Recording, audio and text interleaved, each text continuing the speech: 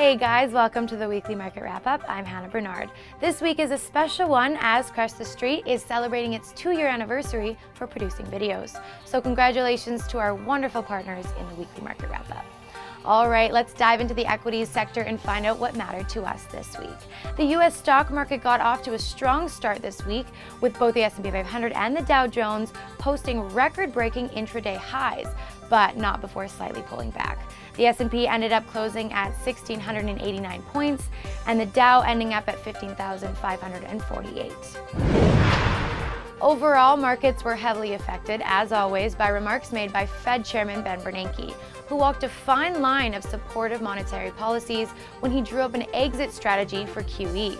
The bond market reacted positively with interest rates coming off 2-year highs, which helped push equities to new record levels. Now, in Wednesday's Fed survey, it showed that 11 banking districts in the states reported modest to moderate growth, and in Dallas, the report reported strong growth, further underlying the belief that an economic recovery is slowly underway. That's enough from equities. Let's talk about currencies. Currencies will be a key focus as earnings season began earlier this week. The US dollar index has been pretty quiet in recent trades, currently moving in a tight range around its 50-day moving average. The price action spread for the greenback has been extremely volatile since the end of March, and it would not be surprising for us to soon see some weakness from the dollar. The dollar-yen pair cracked the 100 level this week, sending currency traders a buzz. However, for international equities investors, the focus should not be on specific nominal targets for the yen, but rather its stability, which has fueled a quiet recovery in the Nikkei, which yesterday's 193-point move made clear. Moving over to our picks for the week to winners and losers. Our winner this week is Overstock.com, or ticker symbol OSTK. Overstock.com jumped up over 22% against the prior session based on revenue increase of 22%, well above expectations. Volume was extremely strong, with shares trading hands at 5 times the average rate. We do urge you to be careful though, as long-term prospects for Overstock may be deceiving. Shares are now trading at 40 times earnings, and the revenue bump is primarily coming off of increased activity from its current consumer base, not from new ones. So something to be aware of. We have a first victim of earnings season that just landed them in our loser spot, which is JAKK Pacific Incorporated, or ticker symbol JAKK.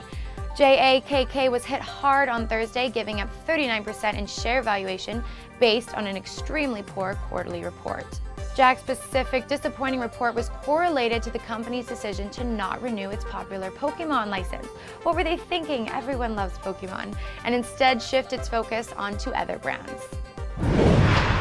For all you dumpster divers, you may still want to steer clear of JAKK shares, as the company has announced a restructuring plan in the third quarter.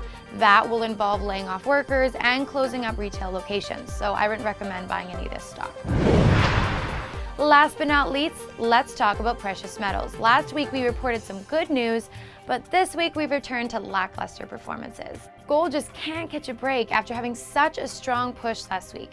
The yellow metal again disappoints, getting sucked into another tight consolidation range. Not a complete disaster though, as momentum is picking up, which is another clue that the dollar may weaken temporarily. Gold closed at $1,300. Silver joined gold with a disappointing nature, especially as it appeared that it was going to stay above $20, only for the price action to fall down to $19. Like gold, momentum is picking up for silver, and a potential short squeeze in the precious metals could lead to strong gains. Finally, palladium skyrocketed its way to $741, its highest price of the month so far. It remains to be seen whether palladium can cross above the $760 resistance line, but the current economic environment favors cyclical companies, and therefore the other white metals should stay positive.